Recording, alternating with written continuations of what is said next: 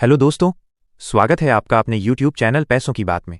दोस्तों, आज का हमारा टॉपिक होगा होम लोन लेना चाहिए या नहीं, या फिर रेंट पे रहकर भी अच्छी लाइफ जी सकते हैं। और हाँ, ये कोई प्रमोशन वीडियो नहीं है, सीधी और सच्ची बात होगी। तो चलिए सबसे पहले जानते हैं कि लोग होम लोन क्यों लेते हैं। पॉइंट नंबर 1, परिवार बड़ा हो रहा है और नया घर लेना अब जरूरी है। पॉइंट नंबर 2, जिस घर में रह रहे हैं उसमें रहना संभव नहीं है किसी भी कारण से। पॉइंट नंबर 3, नौकरी या बिजनेस की वजह से किसी दूसरे शहर में शिफ्ट होना पड़ रहा है। पॉइंट नंबर 4, अपने यार दोस्त रिश्तेदारों के सामने अपनी स्टेटस बनाने के लिए और भी अन्य कारण हो सकते हैं। तो दोस्तों, सबसे पहले तो जान लेते हैं होम लोन लेने के लिए आपके अंदर क्या एबिलिटी होनी चाहिए। बैंक के आधार पर नहीं, आपकी खुद की निजी जिंदगी के आधार पर, क्योंकि किस्त बैंक नहीं देगा, किस्त आप भरोगे। सबसे पहले तो आपको भीड़ चाल या बैंक एजेंट की मीठी मीठी बातों में नहीं फंसना है। आपको अपना बजट देखना है और आप कितनी डाउन पेमेंट जमा कर सकते हो ये चेक करना है। यदि आप 50 लाख का घर लेते हो तो उसकी किस्त आपकी इनकम की 25% होनी चाहिए। यदि आप 1 लाख रुपए महीना कमाते हैं तो आपकी किस्त 25,000 रुपए होनी चाहिए। और उसके लिए सबसे पहले आपके पास आपका डाउन पेमेंट के लिए कितना पैसा है, ये पैसा आपका होना चाहिए, किसी और दोस्त रिश्तेदार से मांगा हुआ पैसा नहीं होना चाहिए। यदि आपके पास में डाउन पेमेंट के लिए इतना पैसा है कि आपकी किस्त 25,000 रुपए 15 साल या 20 साल तक के लोन पर हो, तो आप होम लोन ले सकते हैं।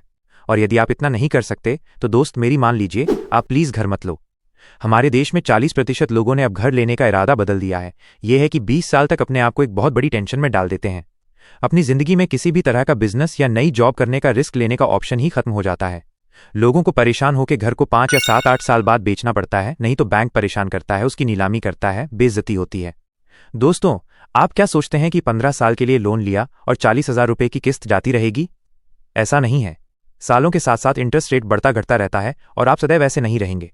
बढ़ती उम्र के साथ मेडिकल प्रॉब्लम्स आएंगी, बच्चों के खर्चे बढ़ेंगे, सब कुछ आप ही को तो देखना है। ये जो लोन लेने का प्रचलन है, ये अमीर लोगों का था। वो अपनी आमदनी से बहुत कम किस्त पर लोन लेकर नया व्यवसाय या इन्वेस्टमेंट करते थे, लेकिन अब ये सब लोग करने लगे हैं। वो ये भी नहीं सोचते कि ये कितना बड़ा जाल है। आपकी पूरी जिंदगी घुस जाएगी मकान की किस्त उतारते उतारते, और आपको 50 लाख के लोन का लगभग 1 करोड़ जमा करना होगा। बीच में अगर एक भी किस्त बाउंस हुई तो बैंक आपको आंख दिखाएगा और आप टेंशन में आ जाओगे। अभी भी मेरी बात का विश्वास है तो ये वीडियो आगे देखना, नहीं तो आप वीडियो छोड़कर जा सकते हैं, क्योंकि आगे मैं जो बताने जा रहा हूं उसे सुनकर आपकी आंखें फटी रह जाएंगी। तो चलो इसका कंक्लूजन निकालते हैं कि आपको होम लोन लेना चाहिए या फिर रेंट पे रहना चाहिए। होम लोन का हिसाब सबसे पहले देखते हैं कि आपने 50 लाख का लोन लिया और उसकी किस्त 35,000 रुपए 8% के ब्याज से 20 साल के लिए हुई, तो आपको लगभग बैंक को 20 साल में 1 करोड़ रुपए लौटाने पड़े। और उन 20 साल आप घुट घुट कर जिए। आपके पास कोई भी एक्स्ट्रा इन्वेस्टमेंट या फिर कुछ भी नहीं है, सिर्फ उस मकान के सिवा। बल्कि 20 साल बाद उस मकान का कंस्ट्रक्शन वैल्यू लगभग खत्म, तो प्लॉट ही मानकर चलो। और 20 साल बाद उस एरिया में पता नहीं आप रहना भी पसंद करेंगे या नहीं। बारिश में पानी भरेगा या फिर गंदगी रहेगी, कुछ भी हो सकता है, शांति नहीं होगी।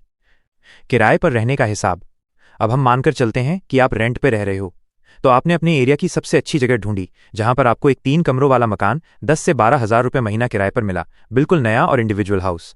आपकी जॉब 35,000 रुपए की थी, उसमें से 12,000 आपने हर महीने लैंडलॉर्ड को दे दिए।